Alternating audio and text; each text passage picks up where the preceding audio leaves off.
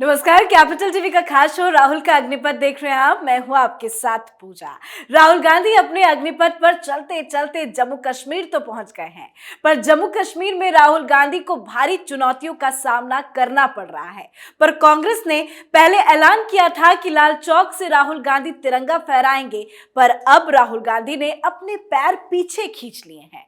मतलब पहले किया ऐलान, फिर खींच लिए अपने पांव। खबर है कि अब राहुल गांधी 30 जनवरी को श्रीनगर में कांग्रेस हेडक्वार्टर पर तिरंगा फहराएंगे, ना कि लाल चौक पर इसके पीछे की वजह क्या है, आज इसी पे चर्चा करेंगे। बातचीत के लिए मेरे साथ स्टूडियो में मौजूद है कैपिटल टीवी के एग्जीक्यूटिव एडिटर राजीव जी। राजीव जी, बहुत बहुत स्वागत है आपका। धन्यवाद। पहले कांग्रेस ने खुद किया ऐलान और अब अपने पैर पीछे क्यों खींच लिए? देखिए, लाल चौक किस बात का प्रतीक है, ये कांग्रेस ने पहले समझने की कोशिश नहीं की।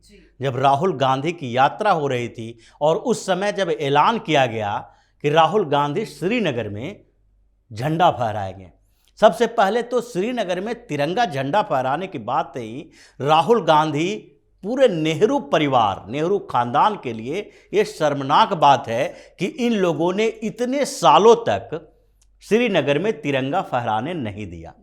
और दूसरी बात, लाल चौक की जहां तक बात है तो वो प्रतीक है जम्मू कश्मीर में दोहरे संविधान के विद्रोह के प्रतीक के तौर पर। वहां पर जनसंघ और भारतीय जनता पार्टी ने लंबा संघर्ष किया है।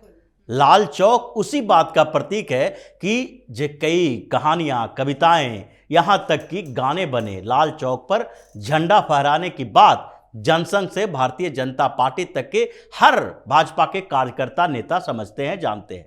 वो संघर्ष इतना लंबा चला है कि कांग्रेस अब उसे याद भी नहीं करना चाहती है।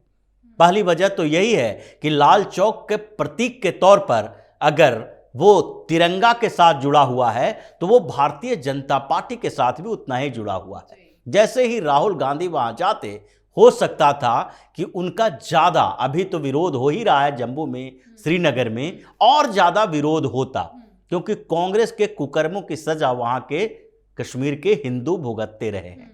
लाल चौक और कश्मीर, ये कांग्रेस के जो अभी उसी नेहरू परिवार के और अब्दुल्ला परिवार के जो दो लोग साथ में यात्रा कर रहे हैं, उनको उस इतिहास को दोहराने की जानकारी देने की जरूरत है कि किस तरीके से इन लोगों ने जम्मू कश्मीर को लगभग पाकिस्तान के गोद में डालने की तैयारी कर ली थी।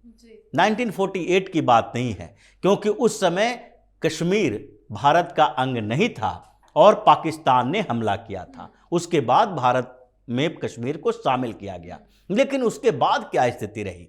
आखिरकार कांग्रेस की सरकार थी, आखिरकार वहां पर जो उस समय प्रधानमंत्री बोला जाता था, जम्मू कश्मीर के मुख्यमंत्री जो भी बोला जाता है उसको, तो उनके शेख अब्दुल्ला और नेहरू के बीच इतनी दोस्ती के बावजूद 370 जैसे प्रावधान संविधान में क्यों करवाए गए? क्या इतने दिनों तक शेख अब्दुल्ला इसी के लिए संघर्ष कर रहे थे कि जम्मू कश्मीर में राजशाही नहीं, लोकतंत्र चाहिए? उसके बाद शेख अब्दुल्ला वहां के प्रधानमंत्री बने और उसके साथ ही नेहरू यहां पर प्रधानमंत्री हिंदुस्तान के थे। उस समय सबसे पहली आवाज कश्मीर में 370 के खिलाफ किसने उठाई? यही डॉक्टर श्यामा प्रसाद मुखर्जी ने नेहरू के कैबिनेट से इस्तीफा देकर, जो अंतरिम कैबिनेट बनी थी, अंतरिम प्रधानमंत्री थे जवाहरलाल नेहरू, और इनको भी डॉक्टर श्यामा प्रसाद मुखर्जी को बनाया गया था मंत्री, क्योंकि उस समय जो कैबिनेट का गठन हुआ था उसमें गांधी का कुछ प्रभाव था। वो चाहते थे कि सारी पार्टियों के कुछ नेताओं को इसमें मंत्री बनाया जाए, ये कांग्रेस का मंत्रिमंडल न लगे, इसलिए भीमराव अंबेडकर को भी ऑफर किया गया, उनको भी बनाया गया, श्यामा प्रसाद मुखर्जी को बनाया गया, हर पार्टी के लोगों को बनाया गया था। लेकिन कुछ समय के अंदर ही उनकी नहीं बनी, क्योंकि कश्मीर पर इन लोगों का दोहरा रवैया था। ये उस समय कश्मीर में जाने के लिए भारत सरकार के परमिशन की जरूरत थी, परमिट व्यवस्था थी कश्मीर में, जिसके खिलाफ डॉक्टर श्यामा प्रसाद मुखर्जी लगातार आंदोलन कर रहे थे। रैली में भी उन्होंने कहा था कि या तो परमिट व्यवस्था खत्म करो जम्मू कश्मीर के लिए, या फिर मेरी जान ले लो। आखिरकार उस समय तो परमिट व्यवस्था खत्म नहीं हुई, लेकिन डॉक्टर श्यामा प्रसाद मुखर्जी की जान चली गई। ये भी एक रहस्यमयी मौत थी जिसकी गुत्थी अभी तक नहीं सुलझी है, क्योंकि नेहरू नहीं चाहते थे कि इसकी गुत्थी सुलझे। जब वो जम्मू कश्मीर में प्रवेश किए तो उसी समय उन्हें गिरफ्तार कर लिया गया। गिरफ्तारी के बाद 2-3 जेलों में रखा गया।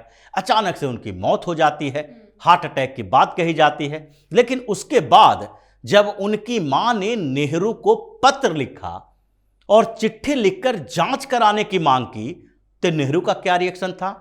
नेहरू ने स्पष्ट तौर पर कह दिया कि यह कुदरती मौत है, नेचुरल डेथ है, इसकी जांच कराने की कोई जरूरत ही नहीं है। अगर सवाल उठ रहे हैं तो उन सवालों का जवाब होना चाहिए। समस्या है तो उसका समाधान होना चाहिए, और समाधान का तरीका यही होता है कि अगर नेचुरल डेथ भी हुई तो आप जांच से भाग क्यों रहे थे? एक तरफ शेख अब्दुल्ला की सरकार कश्मीर में, दूसरी तरफ नेहरू की सरकार। जनसंघ के एक बड़े आइडियोलॉज की मौत हो जाती है और अब तक उनकी गुत्थी नहीं सुलझ पाई है, क्योंकि उस समय जांच नहीं करवाई गई। अब किस तरीके से, कौन सा मुंह लेकर राहुल गांधी और शेख अब्दुल्ला का वही बेटा फारूक अब्दुल्ला, पोता उमर अब्दुल्ला, दूसरे तरफ नेहरू का ये नाती परनाती लोग, ये जम्मू कश्मीर में जाकर वहां के लोगों से इंसाफ की बात करते हैं, न्याय दिलाने की बात करते हैं, डर की बात करते हैं।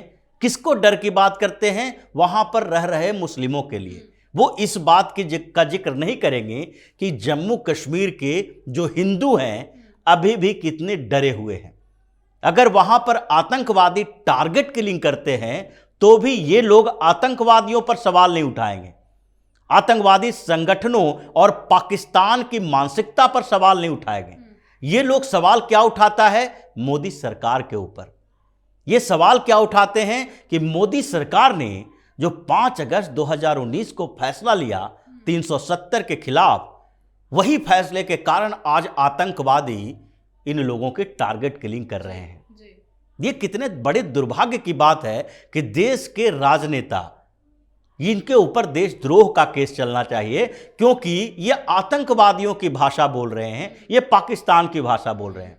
क्योंकि उसका मकसद क्या है, उस मकसद को समझना जरूरी है कि वो चाहते ही यही है कि 2019 के बाद जो स्थितियां बदली है उसके कारण, क्योंकि हिंदुओं की ये मांग रही है 370 खत्म करना। बिल्कुल। अगर वही 370 वाली व्यवस्था रहती, उसमें बदलाव नहीं हुआ होता, पहले की व्यवस्था जो परमिट की व्यवस्था कह रहे हैं, तो क्या राहुल गांधी अभी वहां पर पैदल मार्च किए होते? सरकार से अनुमति लेनी पड़ती। अकेले जाने के लिए जब अनुमति परमिट लेने की व्यवस्था थी तो फिर ये लावो लश्कर के साथ कैसे घूम पाते? बिल्कुल नहीं। क्या अभी ये जो राहुल गांधी हैं वो पीओके जा पाएंगे? क्योंकि वो इन्हीं के वंशजों ने पीओके के मतलब पाकिस्तान के हवाले कर दिया है। ये एक के बाद एक बड़ी बड़ी भूलें होती रही।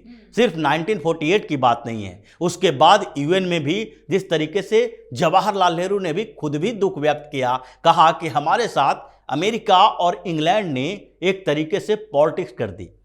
जब वो यूएन में मध्यस्थता के लिए गए भारत और पाकिस्तान में, दुनिया में हर मुल्क में हर जंग में यही होता है कि जो कमजोर होता है वो मध्यस्थता की बात करता है।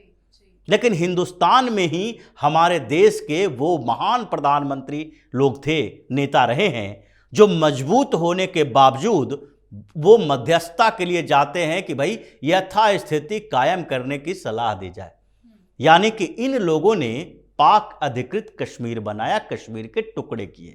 अगर उसके बाद भी 71 में जो पूरा पाकिस्तान सरेंडर कर चुका था, उस समय भी बार्गेनिंग कर सकते थे, 65 में कर सकते थे, लेकिन हम लोगों ने कभी उसकी कोशिश नहीं की। आज जब मोदी की सरकार है, जब पीओके में चुने हुए प्रतिनिधियों के लिए यहां पर वोटिंग की व्यवस्था हो रही है कि जो वहां से भाग के यहां आए हैं उन लोगों से ही वोटिंग करवाओ, और विधानसभा में जो वर्चुअल स्तर पर 24 सीटें रखे थे उसको चुन के लाओ, तो इन लोगों की बौखलाहट सामने आ रही है। यानी कि अब्दुल्ला और नेहरू परिवार के पास ये सोचने के लिए और दिखाने के लिए कुछ नहीं है कि कश्मीर के लिए उन्होंने कुछ किया है। ये बेशर्मों की तरह कश्मीर में यात्रा कर रहे हैं, इनको वहां से खदेड़ के भगाना ही चाहिए। जी, तभी तो वहाँ की स्थानीय जनता के जो लोग हैं वो कह रहे हैं कि जिन्होंने भारत को तोड़ा वो क्या कांग्रेस की जोड़ने की बात कर रहे हैं। बिल्कुल। जी, बहुत बहुत धन्यवाद समझाने के लिए। धन्यवाद। तो 30 जनवरी को राहुल गांधी की यात्रा का समापन होगा। समापन समारोह में 21 दलों के नेताओं को न्योता भी भेजा गया है, मगर कांग्रेस कश्मीर के श्रीनगर में ऐतिहासिक लाल चौक पर भारतीय तिरंगा फहराने की बात कर रही थी, पर अब कांग्रेस का मन बदल गया है और अब राहुल गांधी 30 जनवरी को लाल चौक पर नहीं बल्कि श्रीनगर स्थित कांग्रेस हेडक्वार्टर में भारतीय झंडा फहराएंगे। इतना ही नहीं, कांग्रेस ने यह भी कहा है कि लाल चौक पर तिरंगा फहराना आरएसएस के एजेंडे का हिस्सा था। इस पर आप अपनी राय कमेंट करके जरूर लिखें। देखते रहिए कैपिटल टीवी। नमस्कार।